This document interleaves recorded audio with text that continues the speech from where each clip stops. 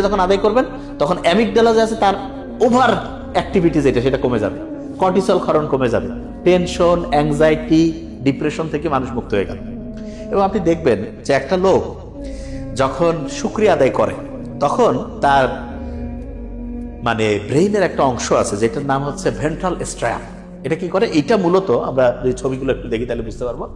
Ventral স্ট্র্যামের এই ছবিটা সম্ভবত এই জায়গায় রয়েছে, এই যে এই অংশটা, এইটা মূলত করে কি, আমরা যখন শুকরিয়া আদায় করছি, শুকরিয়া আদায় করলে আমরা জীবনে ভালো কিছু ঘটবে এই চিন্তা আমাদের মনের মধ্যে চলে আসে। এবং বিজ্ঞানীরা এখন দেখছে সেম কন্ডিশনে আছে দুইটা গ্রুপ, যারা শুকরিয়া আদায় করে তাদের জীবনে ভালো জিনিস বেশি ঘটে। ওই যে আল্লাহর ওই কথাটা, শুকরিয়া আদায় করলে বাড়াই দিব। এখন বিজ্ঞানীরা দেখতেছে একজন মানুষ যত বেশি শুকরিয়া আদায় করবে ভালো জিনিস তার জীবনে তত বেশি ঘটবে। আর কেউ যদি শুকরিয়া থেকে দূরে চলে যায়, অনেক কিছু থাকার পরও নাই, তাহলে তার কি হবে? প্রিফ্রন্টাল কর্টেক্স ঠিকভাবে কাজ করবে না, ডিসিশন নেওয়ার ক্যাপাসিটি কমে যাবে, ফোকাস করার ক্যাপাসিটি কমবে।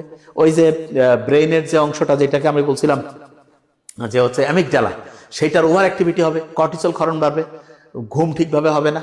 তার মানে সব দিকে ক্ষতি যখন আপনি শুকরিয়া থেকে দূরে চলে যাবেন। আর শুকরিয়া আদায় করলেন, পজিটিভ জিনিস বেশি ঘটতেছে, মন চাঙ্গা।